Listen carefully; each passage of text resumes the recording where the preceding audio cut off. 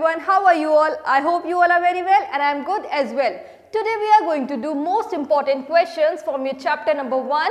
कौन सी बुक से? विस्टास से, and the chapter name is the third level. Earlier हम थर्ड लेवल डिटेल में ऑलरेडी डिस्कस कर चुके हैं. इन केस आप लोगों ने नहीं देखा है तो जरूर जाकर देखिए and do not forget to like and subscribe the channel. Learn करो क्लास 11 एंड 12 और मैं हूँ श्रेया, आपकी English mentor. Alright, question answers attempt करने से पहले मैं डेफिनेटली ये चाहूंगी कि आप पहले चैप्टर को पढ़ें और समझें rather than directly question answers पे आए, क्योंकि वो आपके लिए ज्यादा बेनिफिशियल होगा rather than directly question answers पे आना. ऑलराइट, सो सबसे फर्स्ट क्वेश्चन आपका है शॉर्ट आंसर टाइप क्वेश्चन से 2 मार्कर ईच. फर्स्ट क्वेश्चन है आपका, what does the third level refer to. अब थर्ड लेवल तो आपके चैप्टर का टाइटल ही है थर्ड लेवल, तो आपको डेफिनेटली पता होगा थर्ड लेवल क्या था. The third level refers to the level at Grand Central Station. Grand Central Station पे जो levels थे उसमें से जो third level है उसी का नेम बोला गया है third level. And in reality there were only 2. Reality में सिर्फ 2 ही लेवल एग्जिस्ट करते थे, लेकिन जो प्रोटैगनिस्ट है स्टोरी का चार्ली वो कहाँ पहुंच गया था अपनी इमेजिनेशन में? थर्ड लेवल पे, और उसी पे बेस्ड आपकी एंटायर स्टोरी है the third level. So the third level refers to level at Grand Central station. In reality there were only 2, but the narrator जो कि कौन है? Charlie, accidentally found himself at the third level. Alright, next question है आपका, why did the narrator talk to psychiatrist friend of his and what did he say about the third level. So जो narrator है Charlie वो अपने psychiatrist friend जिसका name क्या था? Charlie, उससे क्यों मिला था और what did he say about the third level. Psychiatrist ने उसे क्या रिप्लाई करा था अबाउट द थर्ड लेवल. तो ये एक बहुत इंपॉर्टेंट कन्वर्सेशन है जो वहां पर हुई थी चार्ली और उसके फ्रेंड साइकाइट्रिस्ट जिसका नेम है Sam. So the narrator talked to his psychiatrist friend because क्योंकि वो सबको बोल रहा था चार्ली कि वो थर्ड लेवल पे होके आ चुका है, but nobody was believing him और ये बहुत peculiar था, इसलिए he needed to consult a psychiatrist and thought he might consult a psychiatrist. जब कोई इतनी अजीब बातें करेगा तो साइकाइट्रिस्ट को तो कंसल्ट करना ही पड़ेगा. Next, the psychiatrist interpreted it as mental disorder. Next part of question है आपका, what did he say about the third level.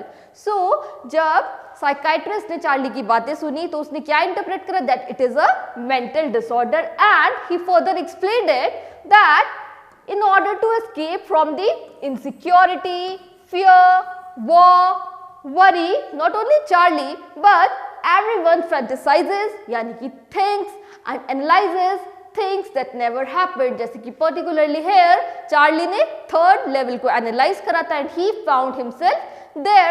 So his friend psychiatrist is saying that it is what? It is a mental disorder and everybody fantasizes such things in order to escape from the things like worry, fear, anxiety which are so much prevalent in modern era.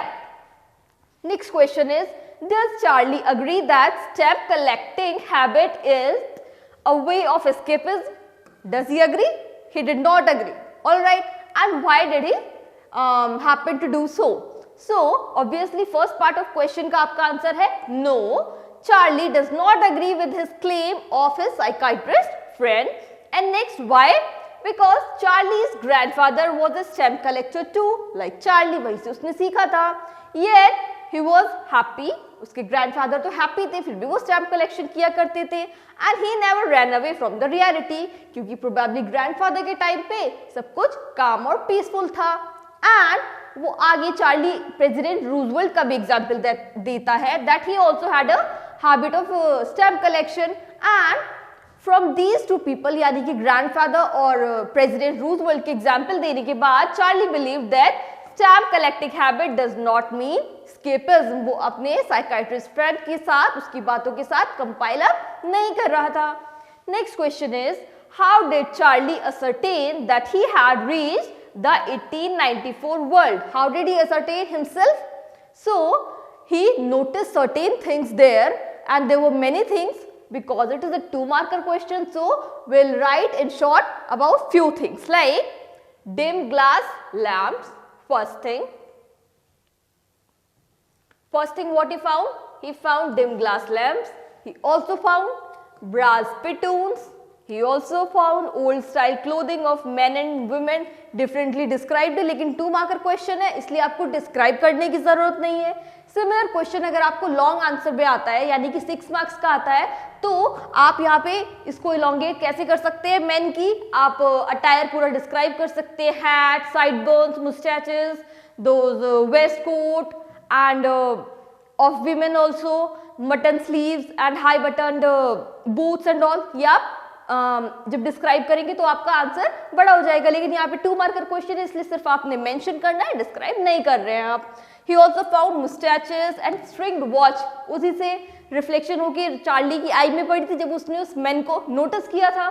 And by all these things, Charlie ascertained that he had reached 1894 world. Next set of questions which you are having are long answer type question और ये 6 marker each है. आप क्योंकि ये 6 mark each है तो इसमें आपको केवल मेंशन नहीं करना है, आपको उनके बारे में डिस्क्राइब भी करना है.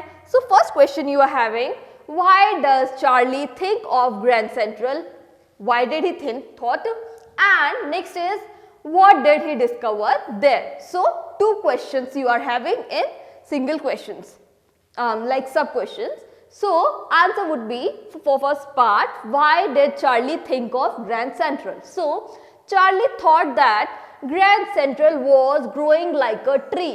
Earlier जब मैंने आपको चैप्टर में भी एक्सप्लेन करा था कि वो ऐसा क्यों सोच रहा था कि grand central is growing like tree, क्योंकि जैसे ट्री ग्रो करता है उसको रूट्स उसकी ग्रो अप करती है, रूट्स गिव राइज करती है काहे को, एसेसरी रूट्स को, और accessory roots further give rise to branches and इस तरह से रूट सिस्टम जो है वो ग्रो करता रहता है इनटू न्यू डायरेक्शंस एंड सब ब्रांचेस ग्रो ऑन. तो उसको ऐसे ही लग रहा था कि जैसे ट्री ग्रो करता ही रहता है, उसका रूट सिस्टम ग्रो अप करता ही रहता है. Grand Central station is also giving rise to several several corridors, staircases, archways and things like this, doorways.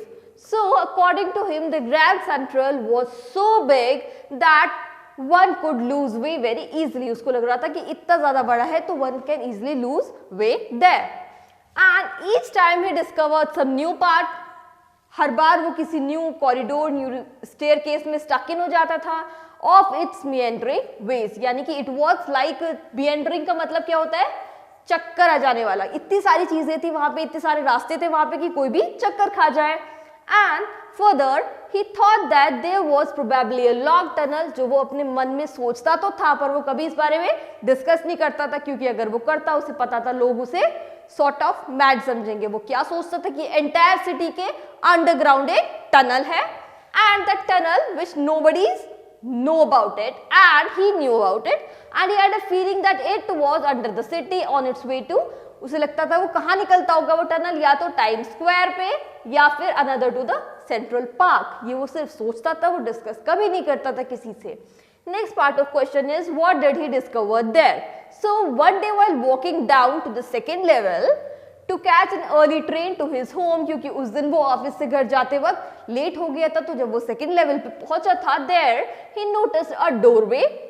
उसको एक दूसरा रास्ता दिखाई दिया, उसने सोचा वो रास्ता ले लेगा तो वो अपने घर कंपैरेटिवली जल्दी पहुंच पाएगा, अपने अपार्टमेंट्स में अपनी वाइफ लुइसा के पास. And he followed the steps that led him to the third level. अब वो सेकंड लेवल से कहां पहुंच चुका था, थर्ड लेवल पे, which was never heard or seen by anyone. इस थर्ड लेवल के बारे में ना तो आज तक किसी ने सुना था और ना ही ये देखा था, क्योंकि probably it was just an escape way or an imagination of Charlie. Next question is, briefly describe Charlie's strange experience in the third level. He experienced several strange things at third level and will describe about them here. So Charlie was an ordinary man. And he was where employed? He was employed in New York. One day while traveling from his office towards his home at night, he took a turn from where Vanderbilt Avenue, which is present at Grand Central Station, and he reached at the third level via it. It was totally unbelievable. Why? It was totally unbelievable experience, क्योंकि ऐसा उसने कभी सोचा ही नहीं था कि ऐसा हो जाएगा. What all things he saw there? He saw old-fashioned dressings, costumes, accessories used by the people there, and it was all similar to what? Similar like 18 or 90s something. People were using string watches, जैसे कि एक man ने flip open करा था, if you remember, and people were having long black sleeve protector. किसके थे black long sleeve protectors? किसके थे? The person who was sitting in the wooden enquiry counter which was located at the center of the central station. And big sized currency. Big sized currency इसका description कहाँ आया था? जब Charlie clerk के पास गया था to ask for the fare, he wanted to buy 2 tickets for himself and his wife Louisa to Galesburg Illinois, तब उसने वहां की करेंसी नोटिस करी थी. डेफिनेटली वो डिफरेंट थी what he was having and what it was prevalent at that time. So the trains run on steam and coaches, जहां से वो अश्योर कर पाया था अपने आप को कि क्योंकि इंजन्स डिफरेंट थे तो it is not the modern era. And they were smaller too. He noticed that newspaper bore the date which was of the year 1894 and the lead story about 100-year-old America's president, which was the name of the president, President Cleveland. Lead story थी वो किसके बारे में थी? President Cleveland. And he wanted to buy 2 tickets for himself and his wife Louisa. Again, I have told you earlier, to Galesburg, Illinois, क्योंकि वो हमेशा से वहाँ जाना चाहता था चार्ली घूमने के लिए. He was liking that place very much, but he could not buy those tickets because the currency was definitely different. He was in 1890s something, and so the currency was different, and the currency which he was having in his pocket was of the modern era. And Charlie wanted to visit there, but he could not find the third level ever again. उसने आगे जाके currency exchange भी करवाई थी, लेकिन वो कभी भी थर्ड लेवल दोबारा पहुंच नहीं पाया था. That's how we have come to the end of the important questions. If you have any queries regarding these questions or about the chapter, do ask me in the comment section below. I hope ये video आप सभी के लिए useful रहा होगा और समझ definitely आया होगा. And do not forget to like and subscribe the channel. Learn Karo class 11 and 12. Till next time, keep studying. Bye bye.